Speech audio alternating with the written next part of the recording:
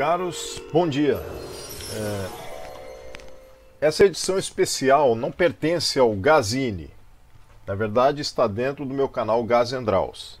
Mas eu quero fazer uma edição especial porque tem aparecido muitos pesquisadores, autores que estão enfocando os quadrinhos em várias vertentes, os fanzines. Um dos que enfocam os fanzines sou eu, né, com o meu Gazini. E agora temos vários outros. Temos o Eloir Pacheco falando dos quadrinhos, da história dos quadrinhos, até mesmo dos independentes.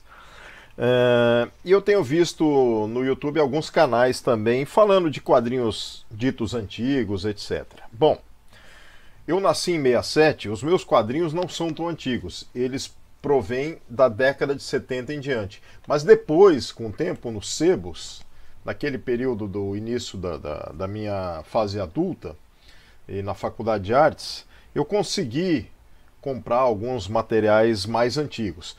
O que eu quero enfocar nesse vídeo em especial, como uma edição especial do meu Gazini, que não é sobre fanzines nesse caso, são os quadrinhos infantis, infanto-juvenis, mais os infantis, que pulularam na minha mente, na minha visualização na época infantil e que me formaram como um cidadão leitor e pesquisador de quadrinhos.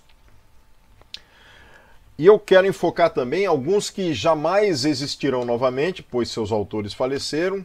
Foi uma época na década de 70 para 80, principalmente 70, em que muitos autores nacionais publicaram quadrinhos como experimentação da editora, principalmente da editora Abril.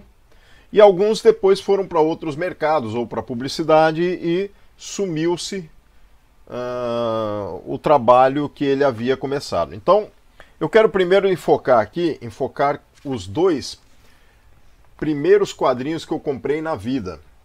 Na verdade, não são os originais, eu tenho os originais, só que estão sem capa.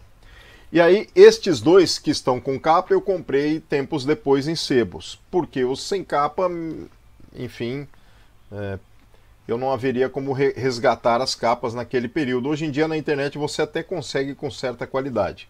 Mas eu também não os adquiri a preços altos, eram em bancas sebos há muitos anos. Enfim, estes, né, os originais, foram em bancas quando eu tinha meus 7 anos de idade, quando eu aprendi a ler. Eu tinha uma semanada. Toda semana meu pai me concedia o valor correspondente a um gibi de 2 cruzeiros. Havia gibis mais grossos, como o Almanac Disney e outros. Eu não os comprava porque eles passavam desse valor. Eu não me lembro quanto, 3,50 cruzeiros, né?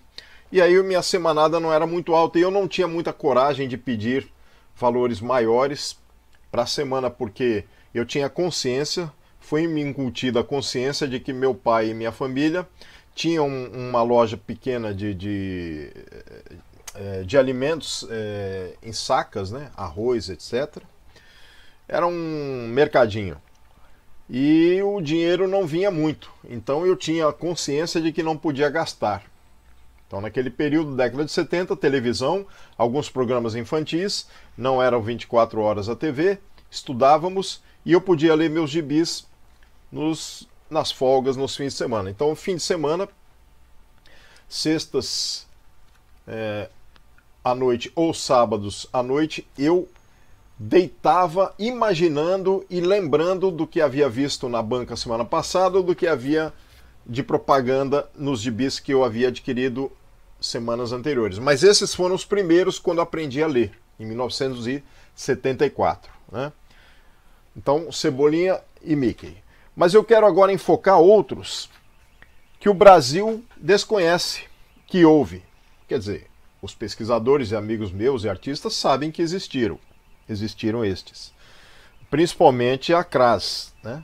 A Cras, ela começou como uma revista grande, nesse formato. Ela elencava vários autores com vários personagens. Né? E o dos que eu mais gostava eram o Cactus Kid, do Renato Canini, e o Satanésio Anjoca, do Rui Perotti. Né? Eram histórias bem interessantes. Então aqui eu tenho algumas revistas da Cras, né? Como a número 2 e estas outras Originalmente esta aqui eu tinha e estas duas. Estas duas aqui. Essa e esta.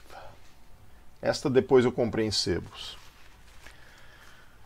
Após a CRAS, logo depois fizeram Satanésio e Anjoca do Rui Perotti. Então uma revista inteira com as histórias dele. É um diabo que vem para a Terra, só que o Anjoca vem atrás dele para protegê-lo dos seres humanos. Então tem essa brincadeira, né?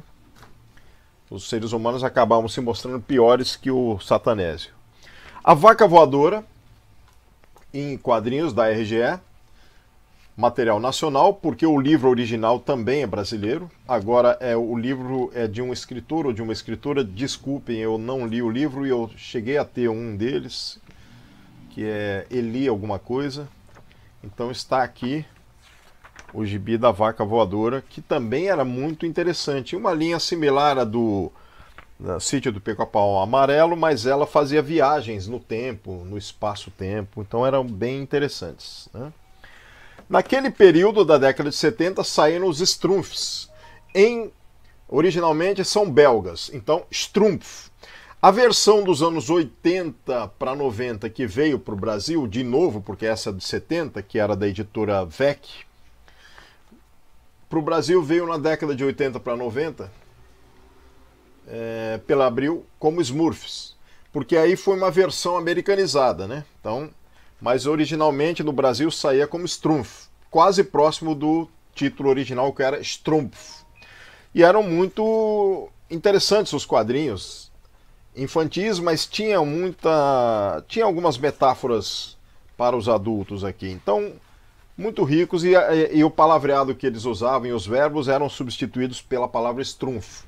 Então a criança imaginativamente e através da Gestalt, da construção da língua portuguesa, ela completava, por exemplo, vou esmurfar é mais novo, né? Vou estrunfar esta maçã, e a gente via o pequeno Strumpf lá começando a abocanhar a maçã, então vou comer a maçã.